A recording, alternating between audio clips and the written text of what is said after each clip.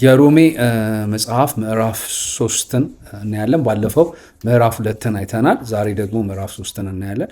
ምዕራፍ 3 እንግዲህ 3:23 ላይ የሮሜ መልእክት ሁሉ ኃጢአትን ሰርተዋልና የእግዚአብሔርም ክብር ጎድሏቸዋል፣ በኢየሱስ ክርስቶስም በሆነው ቤዛነት በኩል እንዲያው በጸጋው ይጸድቃሉ የሚለውን የእግዚአብሔርን ቃል ሐሳብ የምናገኘው በሮሜ 3:23 ላይ ነው። ሮሜ 3 እንግዲህ ከ1 እስከ 8 ባሉት ቁጥሮች ውስጥ የአይሁድ ጥቅም የሰው ልጅ ታማኝ አለመሆን ቢኖርም እግዚአብሔር ግን ታማኝነቱን ሁል ጊዜ ጠብቆ እንደሚኖር በእነዚህ ቁጥሮች ውስጥ እናያለን። ከ1 እስከ 8 ባሉት ማለት ነው። ከ9 እስከ 20 ደግሞ ባሉት ቁጥሮች ውስጥ የሰው ልጅ ሁሉ ጥፋተኛና ኃጢአተኛ እንደሆነ፣ ያም ብቻ አይደለም በእግዚአብሔር ፊት ጻድቅ የሆነ ማንም እንደሌለ የምናይበትን ሐሳብ እናገኛለን። ከቁጥር 9 እስከ 20 ከቁጥር 21 እስከ 26 ደግሞ በክርስቶስ የተገለጠው የእግዚአብሔር ጽድቅ፣ እግዚአብሔር ለሰው ልጆች ሁሉ ኦፈር ያደረገው ያስገኘው የእግዚአብሔር የራሱ የሆነ ጽድቅ፣ ጻድቅነቱን እግዚአብሔር ያሳይ ዘንድ ጽድቅን ሁሉ ለሰው ልጆች እንዴት እንዳዘጋጀ የምናይበት ነው። በእምነትና በጸጋ እንዴት የሰው ልጆች እንደሚድኑ፣ ከዘላለም ሞት ከዘላለም ፍርድ እንዴት እንደሚያመልጡ በእነዚህ ቁጥሮች ውስጥ እናያለን። ከቁጥር 27 እስከ 31 ደግሞ ባለው ውስጥ የምናየው እምነት ትምክህትን ያስቀራል። ሰዎች በእግዚአብሔር ፊት ምንም የሚያስመካቸው ነገር የለም፣ ግን በእምነት ግን እግዚአብሔር ያዘጋጀውን ዘላለማዊ ሕይወት ማግኘት እንደሚችሉ በዚህ ቦታ ላይ እናገኛለን። ሕጉ አልተሻረም፣ ነገር ግን ተፈጽሟል። ጌታ ኢየሱስ ክርስቶስ ምን አለ? እኔ ሕግንና ነቢያትን ለመሻር አልመጣሁም፣ ነገር ግን ልፈጽም እንጂ ነው የመጣሁት ብሎ እንደተናገረ ሕግ ሁሉ በአንድ ቃል ይፈጸማል፣ እሱም ባልንጀራህን እንደ ራስህ ውደድ በሚለው ፍቅር ለባልንጀራው ክፉ ስለማያረግ መጥፎ ስለማያረግ ሕግ ሁሉ በአንድ ቃል ተጠቅልሏል ማለት ነው። በሮሜ 3:23 ላይ መግቢያ ላይ ለመናገር እንደሞከርኩት ዋና የምናገኘው ሐሳብ ሁሉ ኃጢአትን ሰርተዋል፣ ጻድቅ የለም አንድስ እንኳ ይላል የእግዚአብሔር ቃል እዛው ሮሜ ላይ። ሁሉም ሰው ኃጢአተኛ ነው በእግዚአብሔር ፊት። የክርስቶስ ደም ነው ከኃጢአት ሁሉ ደግሞ የሚያነጻው የክርስቶስ ደም ነው። ኃጢአተኛ አይደለሁም ብሎ መናገር የሚችል ሰው የለም። እኔ እኮ አልጠጣም፣ እኔ እኮ አላመነዝርም፣ እኔ እኮ እንዲና እንዲያ ነገር አላደርግም እኮ እኔ የሚል ሰው እንኳን ቢኖር ክርስቶስ ኢየሱስን እንደ ግል አዳኙ አድርጎ እስካልተቀበለ ድረስ፣ በክርስቶስ ደም እስካልታጠበ ድረስ እሱ ሰው ጨዋ ነው፣ ግን ኃጢአተኛ ነው። ጨዋ ኃጢአተኛ ነው እሱ። ስለዚህ ንስሐ መግባትና በክርስቶስ ደም ከኃጢአት መንጻት ያስፈልጋል። እግዚአብሔር ቅዱስ ነው፣ ሰው ደግሞ ኃጢአተኛ ነው። ነገር ግን ኢየሱስ ክርስቶስ ደግሞ መካከለኛ ሆኖ ሰውን ከእግዚአብሔር ጋር አስታርቋል። አንደኛ ጢሞቴዎስ ምዕራፍ 2 ቁጥር 5 ላይ አንድ እግዚአብሔር አለና በእግዚአብሔርና በሰው መካከል ደግሞ ያለው መካከለኛው አለ፣ እሱም ሰው የሆነ ኢየሱስ ክርስቶስ ነው ይላል። እንግዲህ ሰው ወደ እግዚአብሔር መቅረብ የሚችለው በኢየሱስ ክርስቶስ አማካኝነት ነው። ጌታ ኢየሱስ ክርስቶስ እንደተናገረ በዮሐንስ ወንጌል ምዕራፍ 14 ቁጥር 6 ላይ እኔ መንገድም እውነትም ሕይወትም ነኝ፣ በእኔ በቀር ወደ አብ የሚመጣ የለም ብሎ እንዳለ ኢየሱስ ክርስቶስ መካከለኛ ሆኖ ሰውን ከእግዚአብሔር ጋር ያገናኛል። ድልድይ ሆኖ ሰውን ከእግዚአብሔር ጋር ያገናኛል። እግዚአብሔር ቅዱስ ነው፣ ሰው ደግሞ ኃጢአተኛ ነው። ስለዚህ ሰው ወደ እግዚአብሔር መቅረብ የሚችለው በክርስቶስ ኢየሱስ በኩል ነው። ቀጥታ ወደ እግዚአብሔር መቅረብ ሰው አይችልም። ምክንያቱም የእግዚአብሔር ጽድቅ ስለሆነ ወይም ደግሞ እግዚአብሔር ጻድቅ ስለሆነ የሰው ልጅ ዝም ብሎ ወደ እግዚአብሔር መቅረብ አይችልም። ሰውን ኃጢአት ከእግዚአብሔር ጋር ለይቶታል። ክርስቶስ ነው መጥቶ ሜዲያተር ሆኖ መካከለኛ ሆኖ ሰውን ከእግዚአብሔር ጋር ያስታረቀው ክርስቶስ ነው። በአንደኛ ጴጥሮስ 3:18 ላይ ክርስቶስ ደግሞ ወደ እግዚአብሔር እንዲያቀርበን ስለ ኃጢአታችን አንድ ጊዜ ሞተ ብሎ የእግዚአብሔር ቃል ይናገራል በግልጽ። ስለዚህ መንገዱ ኢየሱስ ክርስቶስ ነው ወደ እግዚአብሔር የምንቀርብበት። ጌታ ኢየሱስ ክርስቶስ በተሰቀለ ጊዜ የቤተ መቅደስ መጋረጃ ከላይ ወደ ታች ተሰነጠቀ። ያ ማለት ሰው ያለምንም ከልካይ ወደ እግዚአብሔር መግባት ይችላል በክርስቶስ ኢየሱስ በኩል ሆኖ ማለት ነው። ስለዚህ ኢየሱስ ክርስቶስ ድልድይ ሆኖ ሰውን ከእግዚአብሔር ጋር አስታርቋል። እንግዲህ ጨለማ ወይም ደግሞ ኃጢአት የምንለው በሰው ልጆች ሕይወት ውስጥ ስለነበረ ወይም ስላለ ጌታ ኢየሱስ ክርስቶስ በመስቀል ላይ ሞቶ ያንን ጨለማ ገፎታል።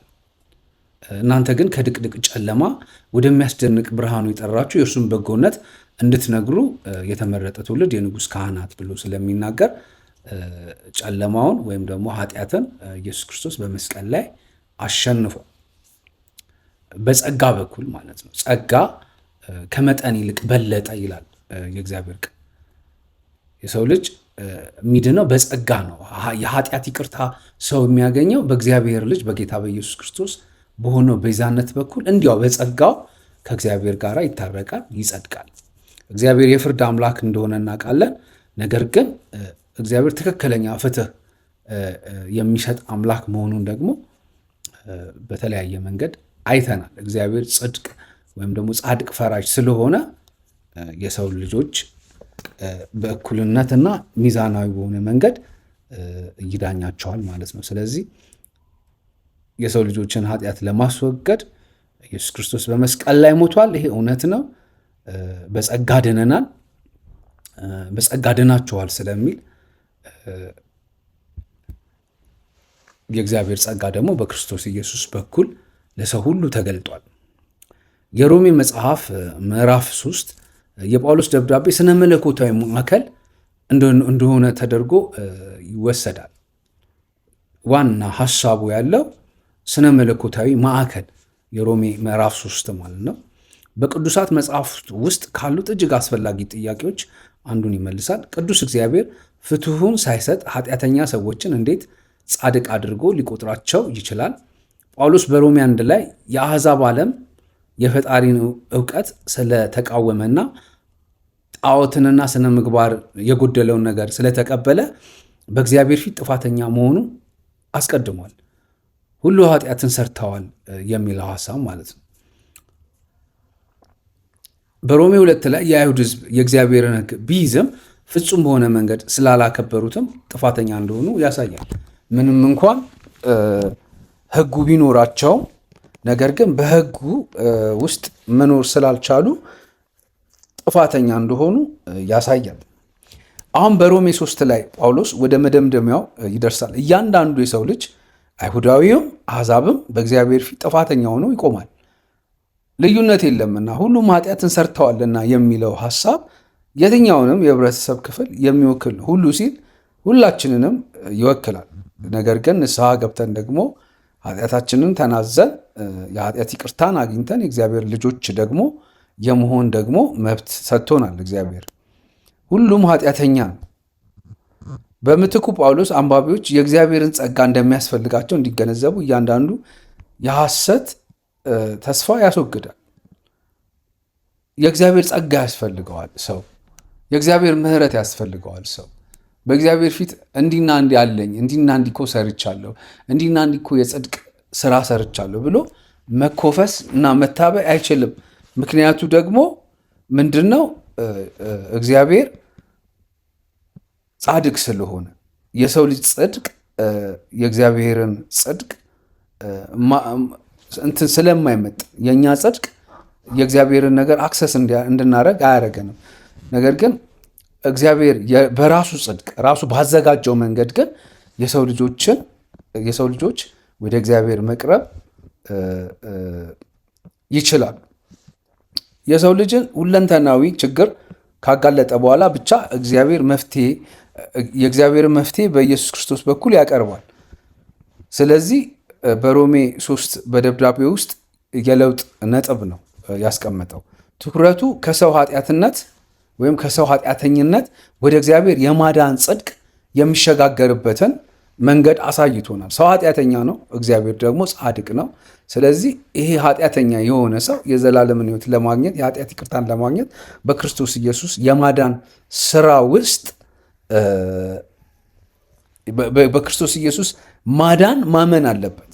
በክርስቶስ ኢየሱስ ወደ እግዚአብሔር መቅረብ የሚችልበትን ሐሳብ እዚህ ጋር ጳውሎስ አስቀምጦልናል። ጳውሎስ ጽድቅ የሚገኘው ሕግን በመታዘዝ ሳይሆን በኢየሱስ ክርስቶስ በማመን እንደሆነ ያስረዳል። ጽድቅ የሚገኘው ሕግን በመጠበቅ አይደለም። ሕግንማ የሰው ልጅ ቢጠብቅ ኖሮ ክርስቶስ ኢየሱስ መምጣት አያስፈልገው ነበር። በሕግን ጠብቆ ሰው ደህንነትን ያገኛል።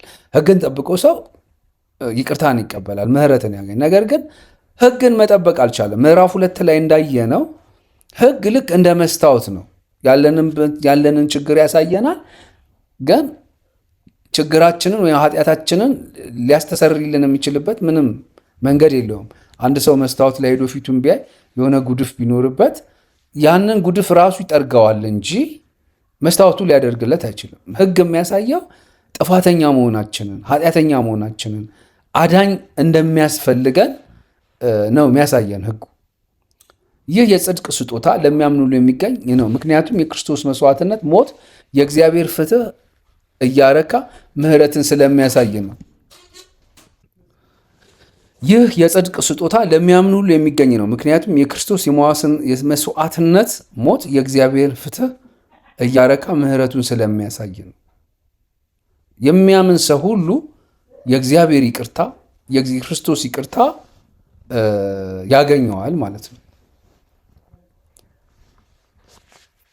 ታሪካዊ ዳራው አይሁድ በሕጉ ላይ ያላቸው እምነት ብዙ የመጀመሪያው ክፍለ ዘመን አይሁዶች ሕጉን ግዝረትንና የቃል ኪዳን ማንነታቸውን ከእግዚአብሔር ጋር ያላቸው ልዩ ግንኙነት እንደ ምልክት አድርገው ይመለከቱት ነበር።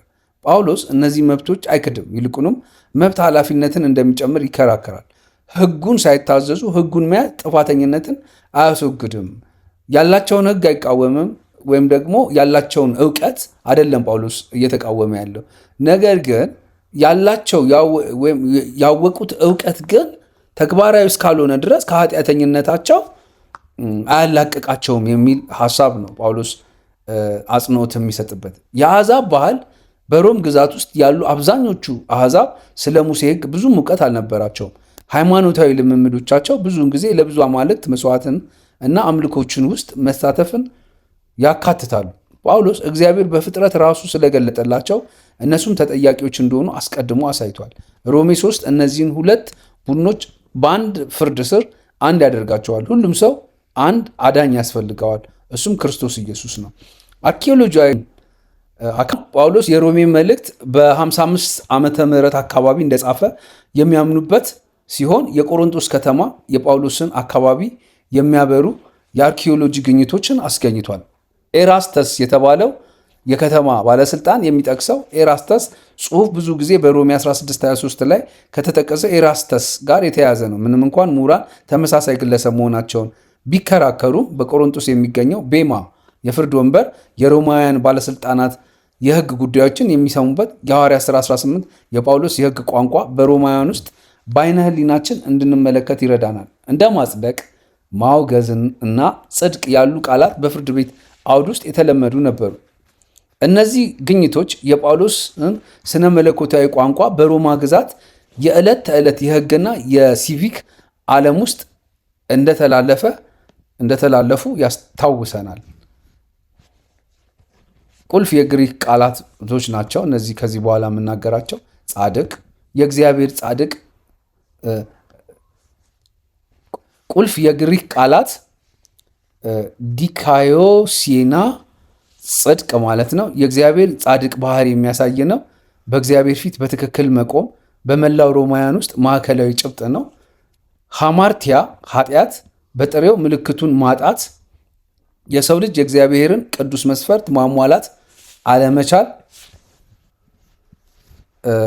ቻሪስ ወይም ጸጋ፣ የእግዚአብሔር ጸጋ መዳን ከሽልማት የሚልቅ እንደ ስጦታ እንደሆነ፣ ነፃ ስጦታ እንደሆነ መዳን የሚያሳይ ነው።